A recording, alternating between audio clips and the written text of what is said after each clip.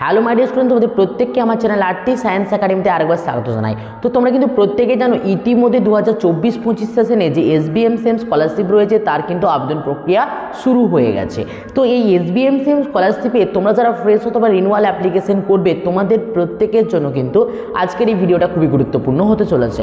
কারণ আজকের এই ভিডিওর মাধ্যমে আমি তোমাদেরকে জানাবো যে এই SBM-SEM স্কলারশিপে কী মারাত্মক ভুল করলে তুমি কিন্তু এই স্কলারশিপ থেকে সম্পূর্ণরূপে কিন্তু বঞ্চিত হতে পারো। অর্থাৎ তুমি যদি ফ্রেশ অথবা রিনিউয়াল অ্যাপ্লিকেশন করতে চাও অথবা করেছো, তোমার জন্য কিন্তু গুরুত্বপূর্ণ হতে চলেছে আজকের এই ভিডিওটা। তুমিও কিন্তু দেখে নিতে পারো যে তোমার কোনো ভুল হয়েছে কিনা, অথবা তুমি যদি অ্যাপ্লিকেশন করবে তার পূর্বে ভিডিওটা দেখে নাও যে তোমার এই ভুলগুলো করা চলবে না, তাহলে কিন্তু তুমি এই SBM-SEM স্কলারশিপ থেকে কিন্তু রীতিমতো বঞ্চিত হবে।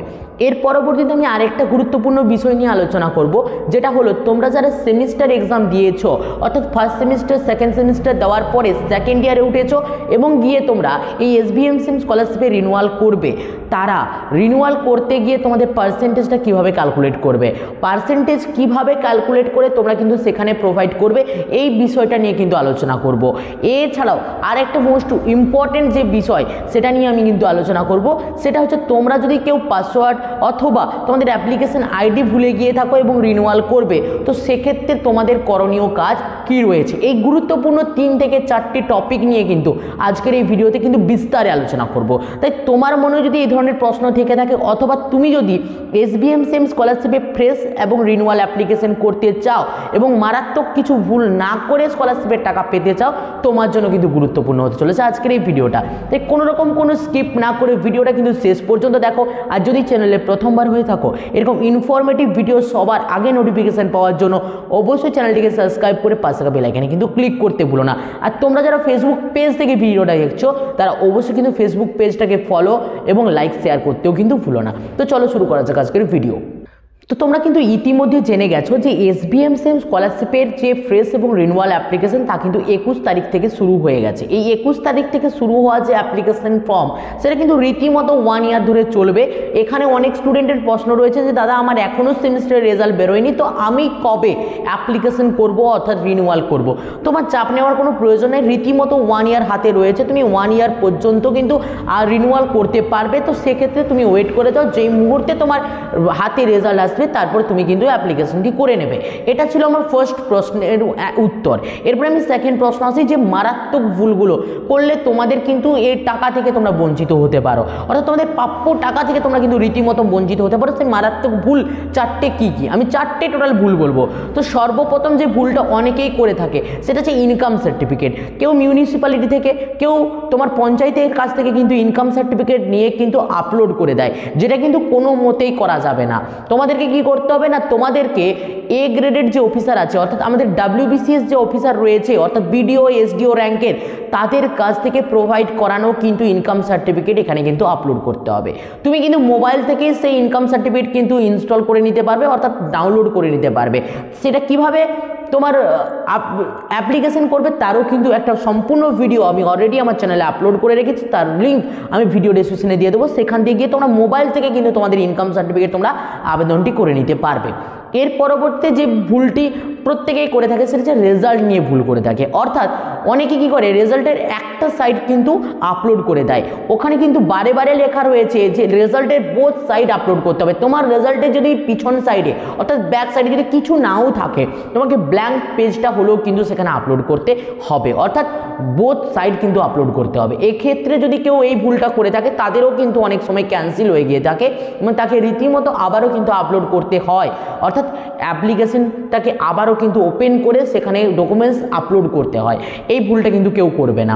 এবারে যদি থার্ড ভুলের কথা বলি, তোমাদের ব্যাংকের পাসবুক যেটা রয়েছে তার সঙ্গে NPCI লিঙ্ক, এই NPCI লিঙ্ক যদি না করা থাকে, অর্থাৎ আধার অ্যাড যদি না করা থাকে, তাহলে তোমার কিন্তু টাকা ঢুকতে সমস্যা হবে, অর্থাৎ তোমার ট্রেজারি অফিস থেকে টাকা ছেড়ে দেওয়ার পরে তোমার অ্যাকাউন্টে কিন্তু টাকা ঢুকবে না। তো সেক্ষেত্রে তোমাকে কিন্তু তখন গিয়ে একটা মারাত্মক সমস্যার মধ্যে পড়তে হতে পারে। তার জন্য সর্বপ্রথমে তোমরা কিন্তু NPCI লিঙ্কটা কিন্তু করে নেবে। এর পরবর্তী আরেকটা এর পরবর্তী লাস্ট এবং চতুর্থ যে ভুলটার জন্য অনেকে টাকা পায় না, সেটা হচ্ছে অনেক দিন থেকে একটা অ্যাকাউন্ট খুলে রেখেছে, সেই অ্যাকাউন্টেতে কোনো লেনদেন করে না। তো সেক্ষেত্রে কিন্তু ব্যাংকের যে পাস বইটা অর্থাৎ অ্যাকাউন্ট নাম্বারটা সেটা কিন্তু সিজড হয়ে যায়। সে সিজড হয়ে যাওয়া অ্যাকাউন্টে কিন্তু কোনো রকম কিন্তু টাকা নাও ঢুকতে পারে। তো সেক্ষেত্রে তোমার ব্যাংকের পাসবুকটাই কিন্তু সচল রাখতে হবে, যার ফলে তুমি কিন্তু টাকাটা পেতে পারো। আর কিছু যদি তোমরা ক্যালকুলেটিভ ভুল না করে থাকো, ক্যালকুলেটিভ ভুল বলতে কোনো mistake by mistake form fill up করতে গিয়ে না করে থাকো, তোমরা কিন্তু SBM সেম স্কলারশিপ থেকে কোনো রকমভাবেই কিন্তু বঞ্চিত হবে না, তোমরা কিন্তু 100% টাকা পাবে। অর্থাৎ এই যে 4টা মারাত্মক ভুল বললাম, এগুলো কিন্তু অনেকেই অজান্তে করে থাকে।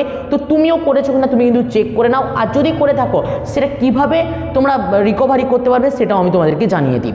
তোমাদের এই মুহূর্তে যদি ফর্মটা সাবমিট হয়ে গিয়ে থাকে, সেই ফর্মেটটা তোমাদের স্কুলের কাছে কিন্তু ওপেন করা যায়, স্কুলের কাছে ওপেন করা যায়। সেই স্কুলের কাছে গিয়ে তোমাদেরকে কিন্তু রিকোয়েস্ট করতে হবে যে ফর্মটাকে পুনরায় আনলক করে দিন, আমি এতে আবারও কিছু ডকুমেন্টস অথবা এডিট করব। তার জন্য তোমরা কিন্তু কি করবে না, ওদের কাছ থেকে আনলক করিয়ে তুমি কিন্তু আবারও গিয়ে পুনরায় নিজের মোবাইল থেকে অথবা সার্ভার ক্যাফেতে গিয়ে তোমরা কিন্তু এটাকে ফুলফিল করে নিতে পারবে।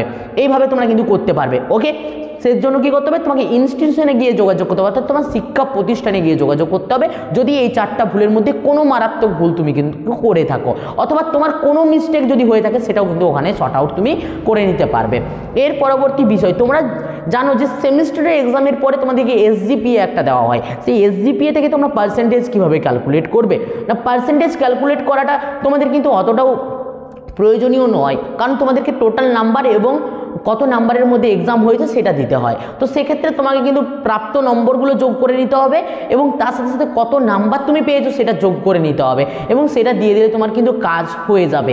তো সেক্ষেত্রে তুমি যদি দেখো ওভারঅল অর্থাৎ প্রত্যেকটা সাবজেক্টে তোমার কত নাম্বারের এক্সাম হয়েছে, সেখানে দেখতে গেলে তোমার 60%কে কিছু একটা কম নাম্বার এসে দাঁড়াচ্ছে। তো সেক্ষেত্রে তুমি কি আবেদন করতে পারবে না, এটা অনেকের মনে প্রশ্ন থেকে থাকতে পারে।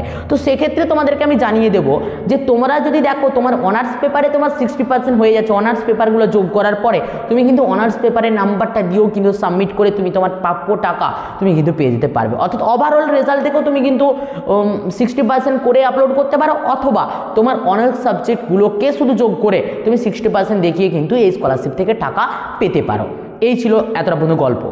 তো আশা রাখবো এতটা পর্যন্ত তোমরা কিন্তু ক্ল্যারিফাই পেয়ে গেছো। এরপরে বিষয়টা তো তোমার SGPA থেকে তোমরা পার্সেন্টেজ কীভাবে তাহলে ক্যালকুলেট করতে পারবে না, SGPA থেকে পার্সেন্টেজ ক্যালকুলেট করার জন্য তোমার দুটো সেমিস্টারের যে SGPA আছে সেটাকে সিম্পলি যোগ করে দিতে হবে।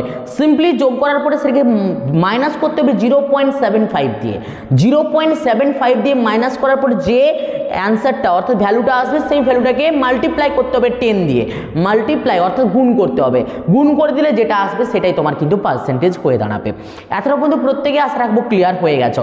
এরপরে আরেকটা গুরুত্বপূর্ণ বিষয় যেটা রিনিউয়াল করতে গিয়ে অনেকে সমস্যায় পড়ে, যে অ্যাপ্লিকেশন আইডি অথবা পাসওয়ার্ড কিন্তু ভুলে গেছে। তো এই অ্যাপ্লিকেশন আইডি এবং পাসওয়ার্ড ভুলে গেলে তোমাকে কি করতে হবে না, অ্যাপ্লিকেশন আইডি এবং পাসওয়ার্ড ভুলে গেলে তোমাদেরকে অ্যাপ্লিকেশন লগইন অপশনে যেতে হবে। অ্যাপ্লিকেশন লগইন অপশনে যাওয়ার পরে ওখানে নিচে দিয়ে দেখবে ফরগেট যে আইডি অ্যান্ড পাসওয়ার্ড যে অপশনটা রয়েছে, সেই ফরগেট আইডি এবং পাসওয়ার্ড অপশনে তোমাকে কিন্তু ক্লিক করতে হবে। ফরগেট আইডি এবং পাসওয়ার্ড অপশনে ক্লিক করার পরে তোমার সামনে কিন্তু যে অপশনটা আসবে সেটা তুমি কি ভুলেছো, পাসওয়ার্ড ভুলেছো না রেজিস্ট্রেশন নাম্বার ভুলেছো, সেটা কিন্তু তোমাকে দিয়ে দিতে হবে। দিয়ে দেওয়ার পরে তোমার সামনে কিন্তু অপশন আসবে মোবাইল নাম্বার, অর্থাৎ তোমার কিন্তু যে মোবাইলটা দ্বারা তোমরা কিন্তু রেজিস্টার করেছিলে সেই মোবাইল নাম্বারটার কিন্তু প্রয়োজন পড়বে। মোবাইল নাম্বারটা যদি তোমার কাছে না থাকে তুমি কিন্তু এই স্কলারশিপে আর কোনোভাবেই কিন্তু রিনিউয়াল করতে পারবে না। ওই জন্য বারে বারে বলি যে মোবাইল নাম্বারটা থেকে তোমরা কিন্তু এই স্কলারশিপের জন্য আবেদন করবে, সেই মোবাইল নাম্বারটিকে 2 বছর অর্থাৎ ওই কোর্সটা চলাকালীন ওই মোবাইল নাম্বারের ওই সিমটাকে বাঁচিয়ে রাখতে হবে। এর পরবর্তীতে ওখানে ওই নাম্বারটা দিয়ে ক্যাপচার কোডটা দিয়ে ফরগট পাসওয়ার্ড অপশানে সাবমিট করলে তোমাদের সামনে কিন্তু তুমি যদি রেজিস্টার নাম্বার চাও রেজিস্টার নাম্বার এবং তুমি যদি পাসওয়ার্ড চাও তো পাসওয়ার্ড কিন্তু তোমার সামনে চলে আসবে, ওই মোবাইল নাম্বারে কিন্তু মেসেজ চলে যাবে। তার পূর্বে তোমায় কিন্তু ওখানে একটা ওটিপি সাবমিট করতে হবে, অর্থাৎ তোমার যে মোবাইল নাম্বারটা তোমার কাছে রয়েছে তার জন্য তোমাকে কিন্তু একটা ওটিপি সাবমিট করতে হবে। তো এই ছিল আজকের ভিডিওর আপডেট। এর পরবর্তীতে তোমাদের যদি কোনো ডাউট থেকে থাকে SBM সেম স্কলারশিপ নিয়ে তো অবশ্যই কিন্তু আমায় কমেন্ট করে জানাতে ভুলো না। তো আশা রাখবো ভিডিওটা ভালো লেগেছে, যদি ভিডিওটা ভালো লেগে থাকে অবশ্যই লাইক করে বন্ধুদের মধ্যে শেয়ার করতে থাকো, আর যদি চ্যানেলের প্রথমবার থাকো অবশ্যই চ্যানেলটিকে সাবস্ক্রাইব করে পাশে থাকা বেল আইকনে ক্লিক করে দাও। আর ফেসবুক পেজ থেকে যদি কেউ ভিডিওটা দেখে থাকো তাহলে ফেসবুক পেজটাকে ফলো এবং লাইক করতে ভুলো না। তো চলো বাই, দেখা হচ্ছে নেক্সট ভিডিওতে। প্রত্যেকে ভালো থাকবে, প্রত্যেকে সুস্থ থাকবে।